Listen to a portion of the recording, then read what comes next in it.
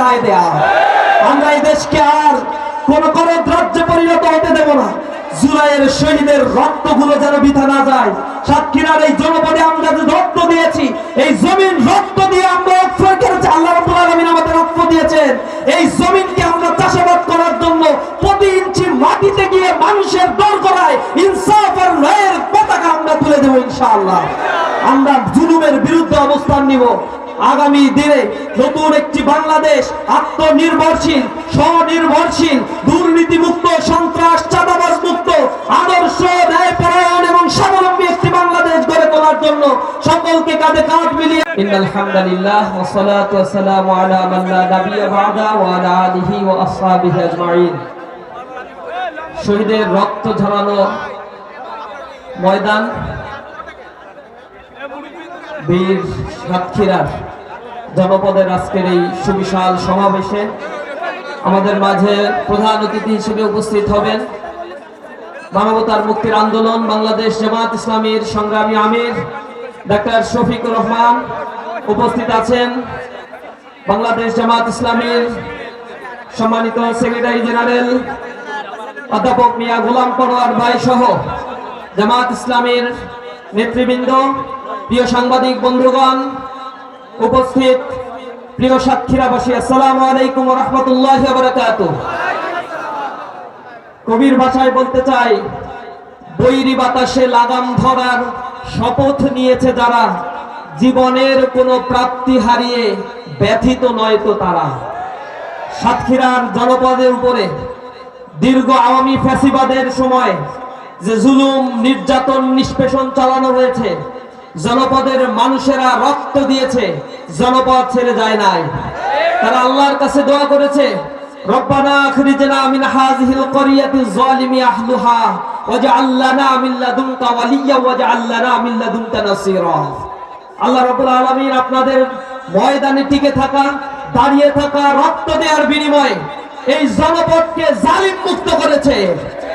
প্রিয় উপস্থিতি, আজকে যারা নব্য ফ্যাসিবাদ হয়ে ফিরে আসতে চায়, দুর্নীতির স্বর্গরাজ্যে এই বাংলাদেশকে গড়ে তুলতে চায়, যারা কাঠ খেলা খেলে আবার নতুন ফ্যাসিবাদের জন্ম নিতে চায়, তাদের বিরুদ্ধে আমাদের সোচ্চার হতে হবে।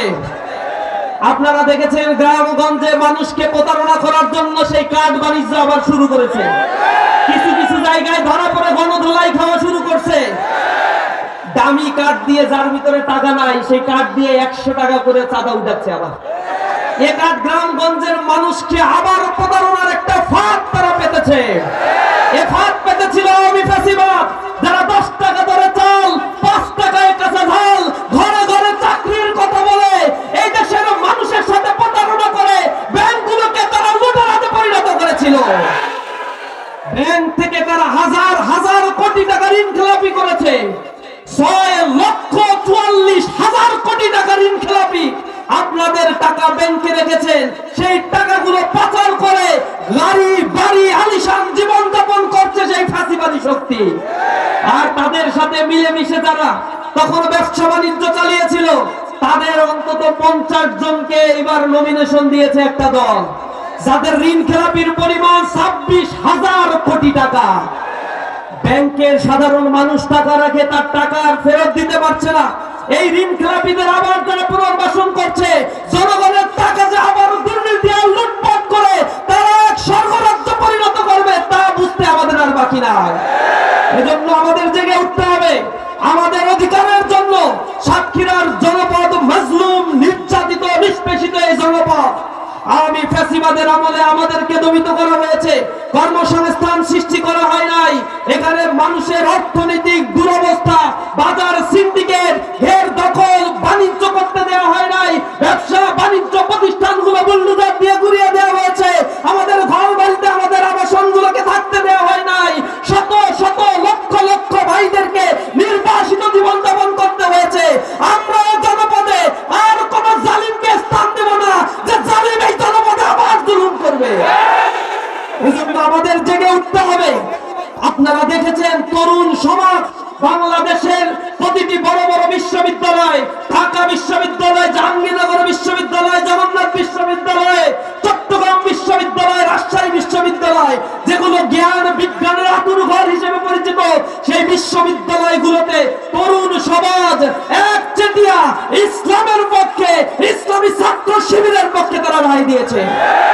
ইসলামী ছাত্র শিবির তাদের বলেছে, আমরা তোমাদের নিরাপদ ক্যাম্পাস উপহার দিব, নারীদের অধিকার আমরা নিশ্চিত করব, আমার মা বোনদের গায়ে যেন কেউ ফুলের টাকা দিতে না পারে, প্রতিটি শিক্ষার্থী ক্যাম্পাসে নিরাপদ থাকবে যেমনি ভাবে তারা তার মায়ের আঁচলে নিরাপদ থাকে। ইসলামী ছাত্র শিবির সেই কথা রেখেছে। প্রতিটি ক্যাম্পাসে যা বরাদ্দ আমাদের দেওয়া হয় নাই, 4 চাইতেও 5 গুণ বেশি কাজ আমরা করেছি। গতকাল সংবাদ সম্মেলন করে আমরা বলেছি, বিগত 4 মাসে আমরা কি করেছি। 200 শতাধিক কর্মকাণ্ড আমরা সেখানে ডেভেলপমেন্ট ওয়ার্ক পরিচালনা করেছি। বিগত সময়ে ঢাকা বিশ্ববিদ্যালয় 120 বছরের ইতিহাস সাক্ষী। কোন ডাকসু বর্তমান ডাকসুর মতো সমপরিমাণ কেন 10 ভাগের 1 ভাগও কাজ তারা করতে পারে না। মাদক সিন্ডিকেট আমরা নির্মূল করে দিয়েছি। ক্যাম্পাসে চাঁদাবাজ টেন্ডারবাজদেরকে উৎখাত করেছি। আজকে আমরা দেখিয়েছি কিভাবে চাঁদাবাজি যারা করে তাদেরকে প্রজেক্টর দিয়ে জাতির সামনে আমরা দেখিয়েছি। চাঁদাবাজরা এখন ভয় পেয়ে গেছে, যে বলে আমাদের প্রেস্টিজ তো সব পাঞ্চার করে দিল। চাঁদাবাজি করবে আবার প্রেস্টিজ নিয়ে সমাজে থাকতেও চায়। চাঁদাবাজদের বিরুদ্ধে আমরা জিহাদ ঘোষণা করেছি। এই বাংলাদেশে কোনো চাঁদাবাজ, সন্ত্রাস, দুর্নীতিবাজ থাকতে পারবে না। তারা আমাদের সাথে ক্যাম্পাসে না পেরে প্রোপাগান্ডার আশ্রয় নিয়েছে। আমাদের মা বোনেরা যখন প্রচারণায় যাচ্ছে, কাপুরুষের মতো তারা তাদের গায়ে হাত দিচ্ছে। এই কাপুরুষদের 12 তারিখে সমুচিত জবাব দেওয়া হবে ইনশাআল্লাহ। 12 তারিখ